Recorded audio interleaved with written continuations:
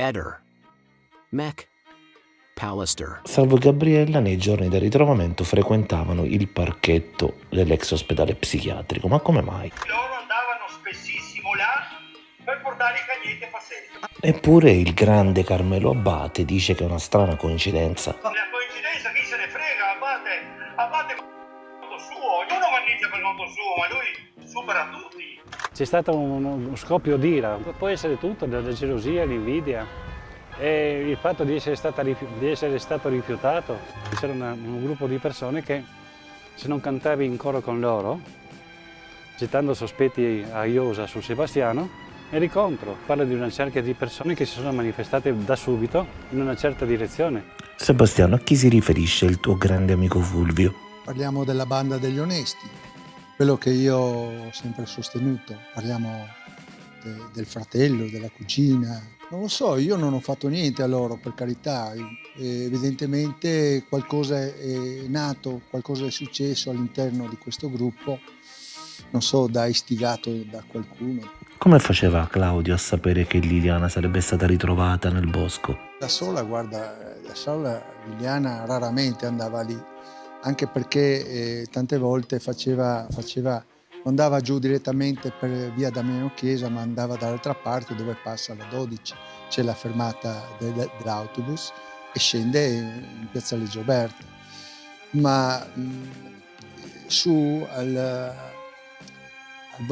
boschetto lì, cioè, è una cosa che non ci andava nessuno. Noi andavamo dove ci sono le rose, il Parco delle Rose. Io voglio dire questo, nel setaccio di queste indagini ci sono finiti tutti e c'è finito di tutto, e anche noi non abbiamo risparmiato nessuno. Io lo voglio specificare questo, che non è mai esistita una squadra pro Sebastiano, pro Claudio, pro amici. Qui c'è un'unica squadra che si muove veramente verso la verità.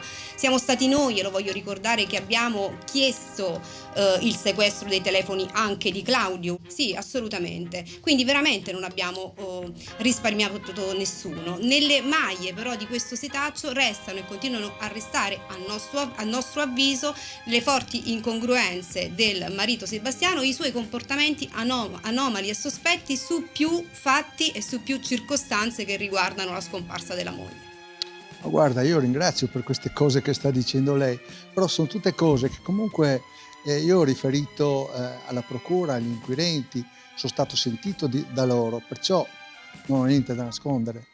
Noi abbiamo sicuramente fatto delle memorie alla procura perché si facessero tutta una serie di attività. Persone, tra cui amici della coppia, che sono stati sottoposti anche ad intercettazioni fittissime. Quindi insomma le verifiche sono state fatte. Siamo stati noi che abbiamo consegnato in procura, non io personalmente ho chiesto mai a Claudio, così come personalmente non ho mai chiesto nulla a Sebastiano, ci mancherebbe, però siamo stati noi a consegnare alla procura tutti quei siti che ci erano stati segnalati da Sterpin come siti ulteriori nei quali si vedeva con Liliana. Siamo stati noi ad informare la procura circa questo. Quindi assolutamente sì, abbiamo chiesto questi approfondimenti anche su Claudio Sterpin. Perché non vuole scoprire la verità. Lui parla di cremazione, ha sempre parlato di cremazione. Come mai Sebastiano si è opposto all'archiviazione? Lui ha dovuto fare l'istanza di non archiviazione, che figura ci faceva se no, nei nostri confronti e nei confronti della gente, nei confronti di tutta Italia. Sebastiano, ci racconti di quella volta che volevi prestata una corda da un tuo amico che abitava a 150 km da te? Chiamo i nostri vicini, salvo, gli ho detto loro che girano molto, avranno questi cavi, no? Questo cavo. E loro mi hanno detto che non ce l'hanno. Allora ho chiamato Arturo, questo nostro amico della carne, che aveva confidenza e qua e là, una roba e l'altra, che tra l'altro con mio figlio sono andato tante volte su da loro, e gli ho raccontato, gli ho detto guarda, sto andando da mio figlio che deve essere successo qualcosa.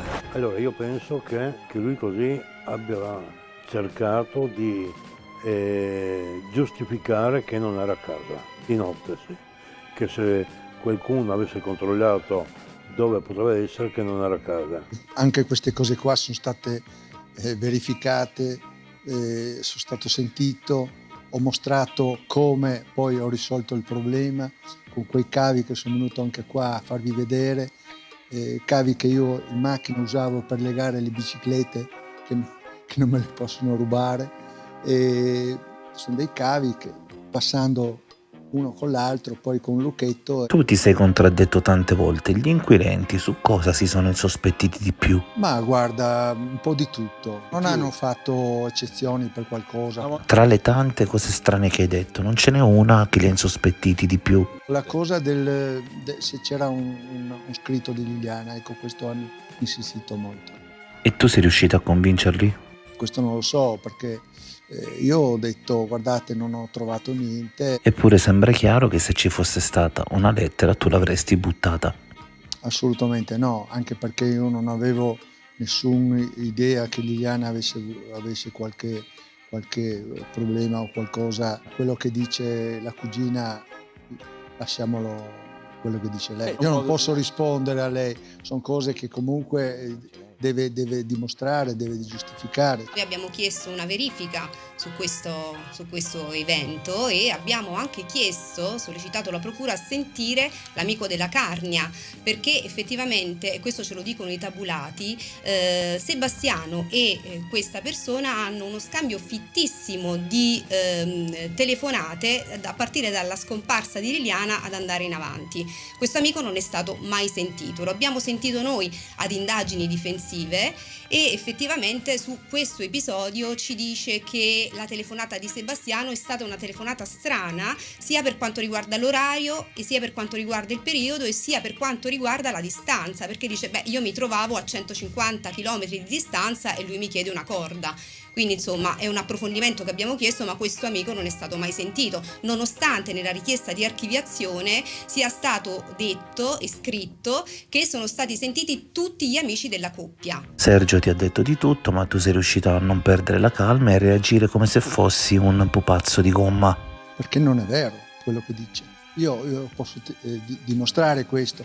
Io con i genitori di Liliana, la mamma, noi prima che morisse, noi l'abbiamo portata per anni sabato e domenica in giro. Io sono stato molto vicino alla famiglia di Liliana. E ti ricordo una cosa, Liliana mi diceva, ma ti rendi conto Sebastiano, ma ti rendi conto che io sto aiutando mio fratello con tutto il mio cuore, ma Sergio ha comprato un appartamento, capisci? Cioè lui compra un appartamento e gira col Mercedes e io devo aiutare Liliana. E questo è tutto lì il nocciolo. Sono loro che parlano in questo modo. Ehi, non dimenticare di iscriverti a questo canale.